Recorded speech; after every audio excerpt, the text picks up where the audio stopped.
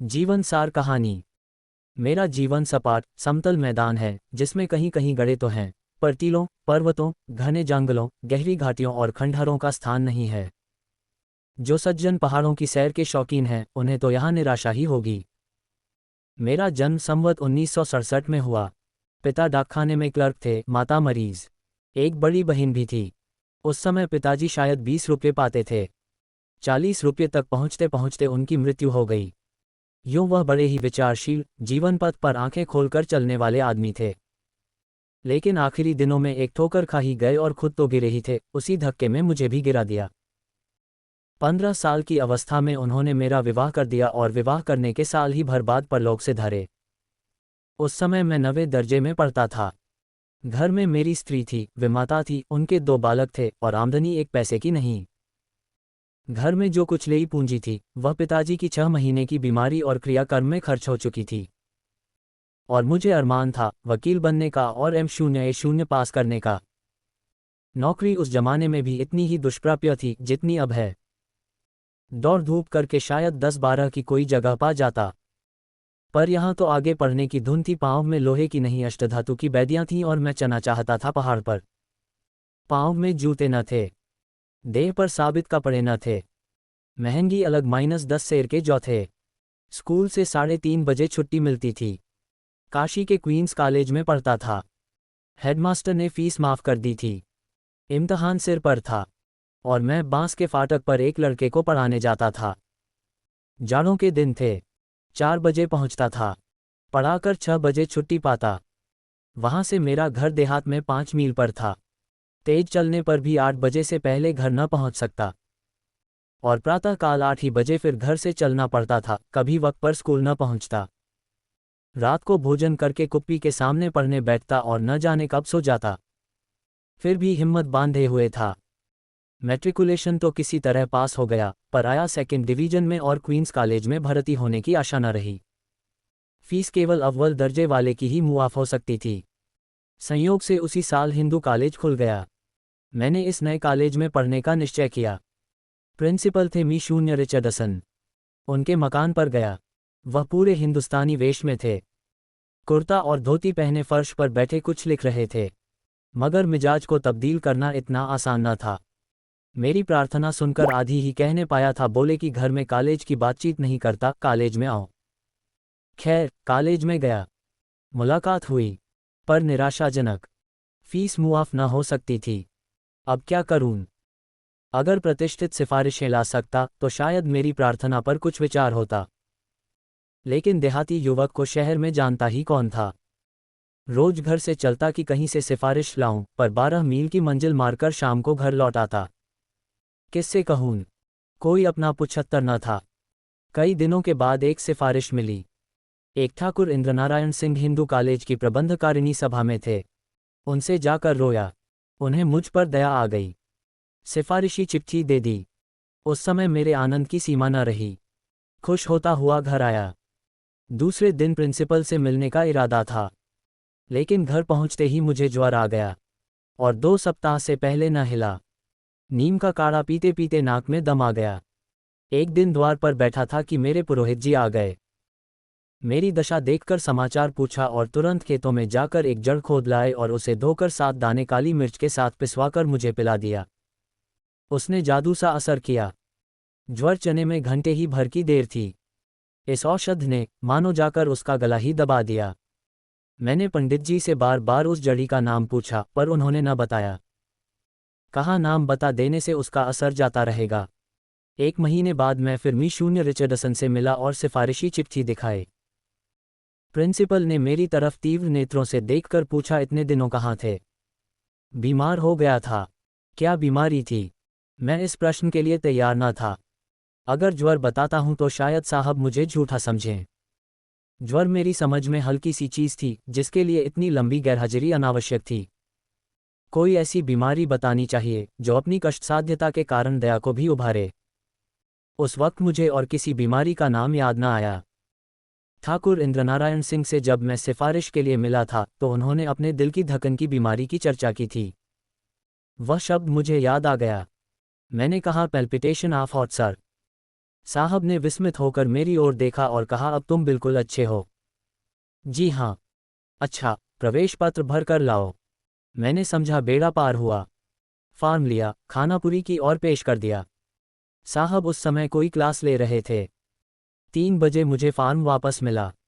उस पर लिखा था इसकी योग्यता की जांच की जाए।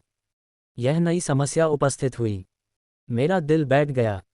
अंग्रेजी के सिवा और किसी विषय में पास होने की मुझे आशा न थी, और बीजगणित और रेखागणित से तो रूह कांपती थी। जो कुछ याद था वह भी भूल भाल गया था। लेकिन दूसरा उपाय ही क्या था? भाग्य का भरोसा करके क्लास में गया और अपना फॉर्म दिखाया। प्रोफेसर साहब बंगाली थे, अंग्रेजी पढ़ा रहे थे। वाशिंगटन इरविंग का रिपिवान विंकिल था। मैं पीछे की कतार में जाकर बैठ गया और 2 ही 4 मिनट में मुझे ज्ञात हो गया कि प्रोफेसर साहब अपने विषय के ज्ञाता हैं। घंटा समाप्त होने पर उन्होंने आज के पाठ पर मुझसे कई प्रश्न किए और फॉर्म पर संतोषजनक लिख दिया। दूसरा घंटा बीजगणित का था। इसके प्रोफेसर भी बंगाली थे। मैंने अपना फॉर्म दिखाया। नई संस्थाओं मंस प्रायः वही छात्र आते हैं जिन्हें कहीं जगह नहीं मिलती। यहाँ भी यही हाल था। क्लासों में अयोग्य छात्र भरे हुए थे। पहले रेले में जो आया वह भर्ती हो गया। भूख में साग पात सभी रुचिकर होता है। अब पेट भर गया था। छात्र चुन चुन कर लिए जाते थे।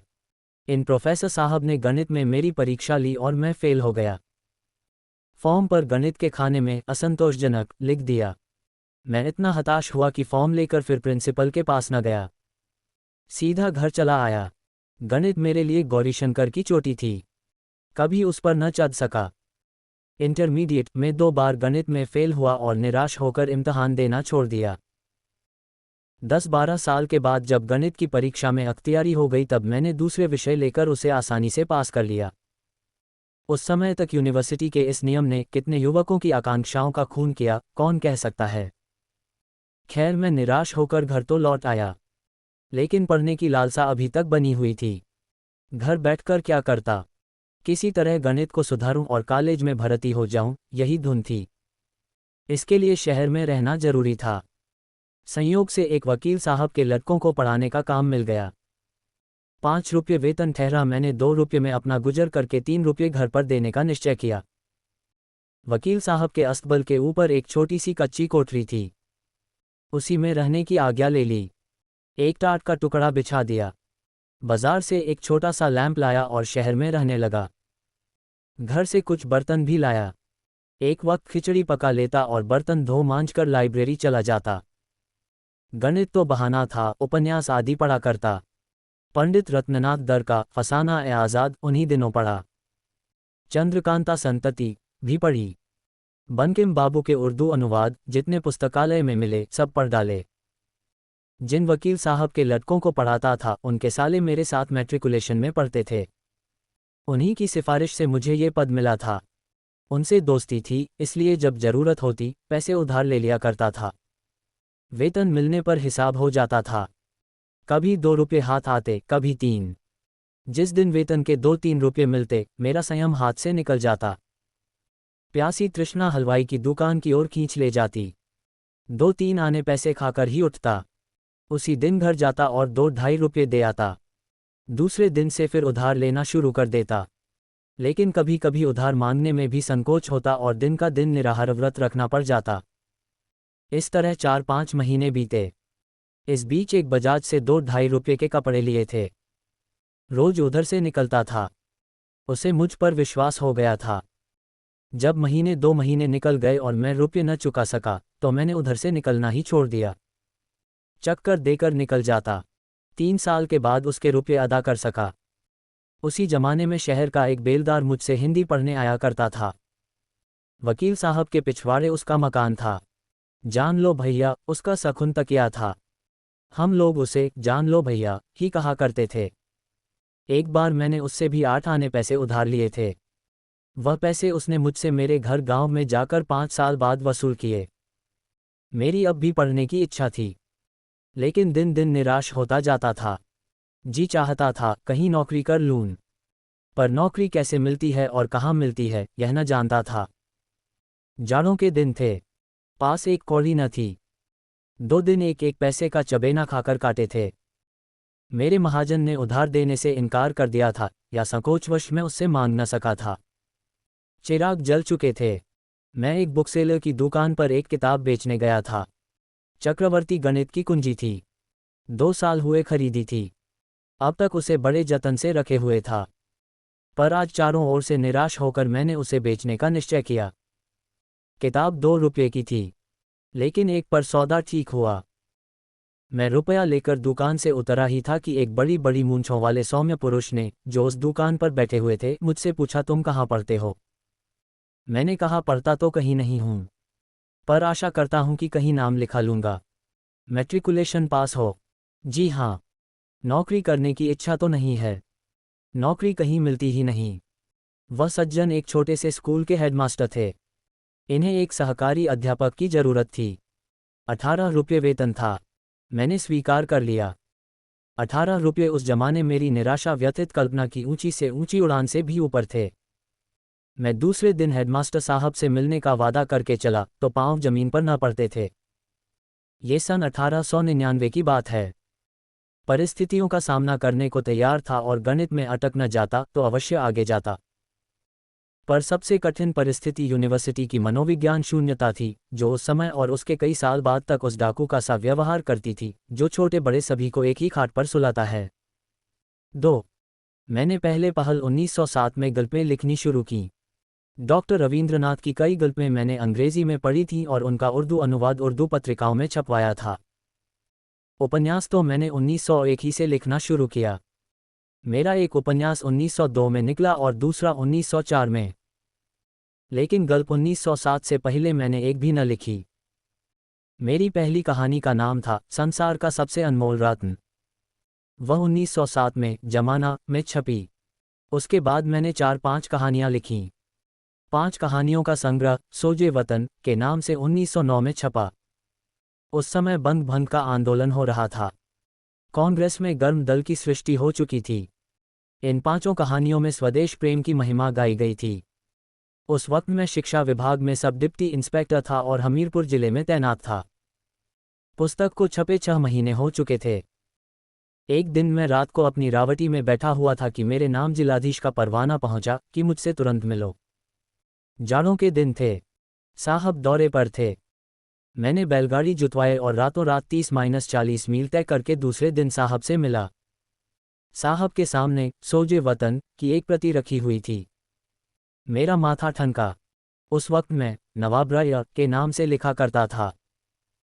मुझे इसका कुछ पता मिल चुका था कि खुफिया पुलिस इस किताब के लेखक की खोज में है। समझ गया, उन लोगों ने मुझे खोज निकाला और इसी की जवाबदेही करने के लिए मुझे बुलाया गया है। साहब ने मुझसे पूछा, ये पुस्तक तुमने लिखी है? मैंने स्वीकार किया। साहब ने मुझसे एक एक कहानी का आशय पूछा और अंत में बिक कर बोले, तुम्हारी कहानियों में सिडिशन भरा हुआ है। अपने भाग्य को बखानो की अंग्रेजी अमलदारी में हो। मुगलों का राज्य होता तो तुम्हारे दोनों हाथ काट लिए जाते। तुम्हारी कहानियां एकांगी हैं, तुमने अंग्रेजी सरकार की तौहीन की है, आदि। फैसला ये हुआ कि मैं सोजे वतन की सारी प्रतियां सरकार के हवाले कर दूं और साहब की अनुमति के बिना कभी कुछ न लिखूं। मैंने समझा, चलो सस्ता छूटे। 1000 प्रतियां छपी थीं। अभी मुश्किल से 300 बिकी थीं। 700 प्रतियां मैंने जमाना कार्यालय से मंगवा कर साहब की सेवा में अर्पण कर दीं। मैंने समझा था बला टल गई, किंतु अधिकारियों को इतनी आसानी से संतोष न हो सका। मुझे बाद को मालूम हुआ कि साहब ने इस विषय में जिले के अन्य कर्मचारियों से परामर्श किया। सुपरिंटेंडेंट पुलिस, 2 डिप्टी कलेक्टर और डिप्टी इंस्पेक्टर जिनका मैं माथा था, मेरी तकदीर का फैसला करने बैठे। एक डिप्टी कलेक्टर साहब ने गल्पों से उद्धरण निकालकर सिद्ध किया कि इनमें आदि से अंत तक सिडिशन के सिवा और कुछ नहीं है, और सिडिशन भी साधारण नहीं बल्कि संक्रामक। पुलिस के देवता ने कहा, ऐसे खतरनाक आदमी को जरूर सख्त सजा देनी चाहिए। डिप्टी इंस्पेक्टर साहब मुझसे बहुत स्नेह करते थे। इस भय से कि कहीं मुआमला तूल न पकड़ ले, उन्होंने ये प्रस्ताव किया कि वह मित्र भाव से मेरे राजनीतिक विचारों की थाह लें और उस कमेटी में रिपोर्ट पेश करें। उनका विचार था कि मुझे समझा दें और रिपोर्ट में लिख दें कि लेखक केवल कलम का उग्र है और राजनीतिक आंदोलन से उसका कोई संबंध नहीं है। कमेटी ने उनके प्रस्ताव को स्वीकार किया। हालांकि पुलिस के देवता उस वक्त भी पैंतरे बदलते रहे। सहसा कलेक्टर साहब ने डिप्टी इंस्पेक्टर से पूछा, आपको आशा है कि वह आपसे अपने दिल की बातें कह देगा? आप मित्र बनकर उसका भेद लेना चाहते हैं? ये तो मुखबिरी है। मैं इसे कमीनापन समझता हूँ। डिप्टी साहब अप्रतिभ होकर हकलाते हुए बोले, मैं तो हुजूर के हुक्म। साहब ने बात काटी, नहीं, यह मेरा हुक्म नहीं है। मैं ऐसा हुक्म नहीं देना चाहता। अगर पुस्तक के लेखक का सिडिशन साबित हो सके तो खुली अदालत में मुकदमा चलाए, नहीं धमकी देकर छोड़ दीजिए। मुंह में राम, बगल में छुरी, मुझे पसंद नहीं। जब यह वृतांत डिप्टी इंस्पेक्टर साहब ने कई दिन पीछे खुद मुझसे कहा तो मैंने पूछा, क्या आप सचमुच मेरी मुखबिरी करते? वह हंसकर बोले, असंभव। कोई लाख रुपये भी देता तो न करता। मैं तो केवल अदालती कार्रवाई रोकना चाहता था और वह रुक गई। मुकदमा अदालत में आता तो सजा हो जाना यकीनी था। यहाँ आपकी पैरवी करने वाला भी कोई न मिलता। मगर साहब हैं शरीफ आदमी। मैंने स्वीकार किया, बहुत ही शरीफ। 3 मैं हमीरपुर ही में था कि मुझे पेचिश की शिकायत पैदा हो गई। गर्मी के दिनों में देहातों में कोई हरी तरकारी मिलती न थी। एक बार कई दिन तक लगातार सूखी घुइयाँ खानी पड़ीं। यूँ मैं घुइयों को बिच्छू समझता हूँ और तब भी समझता था। लेकिन न जाने क्यों कर यह धारणा मन में हो गई कि अजवाइन से घुइयाँ का बादीपन जाता रहता है। खूब अजवाइन खा लिया करता। 10-12 दिन तक किसी तरह का कष्ट न हुआ। मैंने समझा, शायद बुंदेलखंड की पहाड़ी जलवायु ने मेरी दुर्बल पाचन शक्ति को तीव्र कर दिया। लेकिन एक दिन पेट में दर्द हुआ और सारे दिन मैं मछली की भांति तड़पता रहा। फंकियां लगाईं, मगर दर्द न कम हुआ। दूसरे दिन से पेचिश हो गई। मल के साथ आंव आने लगा, लेकिन दर्द जाता रहा। 1 महीना बीत चुका था। मैं एक कस्बे में पहुंचा तो वहां के थानेदार साहब ने मुझसे थाने में ही ठहरने और भोजन करने का आग्रह किया। कई दिन से मूंग की दाल खाते और पथ्य करते करते ऊब उठा था। सोचा, क्या हरज है, आज यहीं ठहरो, भोजन तो स्वादिष्ट मिलेगा। थाने में ही अड्डा जमा दिया। दारोगाजी ने जमीकंद का सालन पकवाया, पकौड़ियाँ, दही बड़े, पुलाव। मैंने एहतियात से खाया जमीकंद तो मैंने केवल 2 फांकें खाईं। लेकिन खा पीकर जब थाने के सामने दारोगाजी के फूस के बंगले में लेटा तो 2-2.5 घंटे के बाद पेट में फिर दर्द होने लगा। सारी रात और अगले दिन भर कर आता रहा। सोडे की 2 बोतलें पीने के बाद कह हुई तो जाकर चैन मिला। मुझे विश्वास हो गया, ये जमीकंद की कारस्तानी है। घुइयाँ से पहले मेरी कुट्टी हो चुकी थी, अब जमीकंद से भी बैर हो गया। तब से इन दोनों चीज़ों की सूरत देखकर मैं कांप जाता हूँ। दर्द तो फिर जाता रहा, पर पेचिश ने अड्डा जमा दिया। पेट में 24 घंटे तनाव बना रहता। अफरा हुआ करता। संयम के साथ 4-5 मील टहलने जाता, व्यायाम करता, पथ्य से भोजन करता, कोई न कोई औषधि भी खाया करता। किंतु पेचिश टलने का नाम न लेती थी और देह भी घुलती जाती थी। कई बार कानपुर आकर दवा कराए, एक बार महीने भर प्रयाग में डॉक्टरी और आयुर्वेदिक औषधियों का सेवन किया, पर कोई फायदा नहीं। तब मैंने तबादला कराया। चाहता था रोहेलखंड, पर पटका गया बस्ती के जिले में और हल्का वह मिला जो नेपाल की तराई है। सौभाग्य से वहीं मेरा परिचय स्व-0-0 मन्नन द्विवेदी गजपुरी से हुआ, जो डोमरियागंज में तहसीलदार थे। कभी कभी उनके साथ साहित्य चर्चा हो जाती थी, लेकिन यहाँ आकर पेचिश और बढ़ गई। तब मैंने 6 महीने की छुट्टी ली और लखनऊ के मेडिकल कॉलेज से निराश होकर काशी के एक हकीम से इलाज कराने लगा। 3-4 महीने बाद कुछ थोड़ा सा फायदा तो मालूम हुआ, पर बीमारी जड़ से न गई। जब फिर बस्ती में पहुंचा तो वही हालत हो गई। तब मैंने दौरे की नौकरी छोड़ दी और बस्ती हाई स्कूल में स्कूल मास्टर हो गया। फिर यहाँ से तब्दील होकर गोरखपुर पहुंचा। पेचिश पूर्ववत जारी रही। यहाँ मेरा परिचय महावीर प्रसाद जी पोद्दार से हुआ, जो साहित्य के मर्मज्ञ, राष्ट्र के सच्चे सेवक और बड़े ही उद्योगी पुरुष हैं। मैंने बस्ती से ही सरस्वती में कई गल्पें छपवाई थीं। पोद्दार जी की प्रेरणा से मैंने फिर उपन्यास लिखा और सेवा सदन की सृष्टि हुई। वहीं मैंने प्राइवेट B0A0 भी पास किया।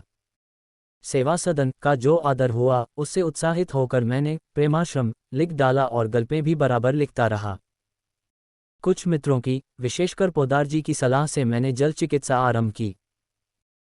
लेकिन 3-4 महीने के स्नान और पथ्य का मेरे दुर्भाग्य से यह परिणाम हुआ कि मेरा पेट बढ़ गया और मुझे रास्ता चलने में भी दुर्बलता मालूम होने लगी। एक बार कई मित्रों के साथ मुझे एक जीने पर चढ़ने का अवसर पड़ा और लोग धड़धड़ाते हुए चले गए, पर मेरे पांव ही न उठते थे। बड़ी मुश्किल से हाथों का सहारा लेते हुए ऊपर पहुंचा। उसी दिन मुझे अपनी कमजोरी का यथार्थ ज्ञान हुआ। समझ गया, अब थोड़े दिनों का और मेहमान हूं। जल चिकित्सा बंद कर दी। एक दिन संध्या समय उर्दू बाजार में श्री दशरथा प्रसाद जी द्विवेदी, संपादक, स्वदेश से मेरी भेंट हो गई। कभी कभी उनसे भी साहित्य चर्चा होती रहती थी। उन्होंने मेरी पीली सूरत देखकर खेद के साथ कहा, बाबूजी, आप तो बिल्कुल पीले पड़ गए हैं, कोई इलाज कराए। मुझे अपनी बीमारी का जिक्र बुरा लगता था। मैं भूल जाना चाहता था कि मैं बीमार हूं।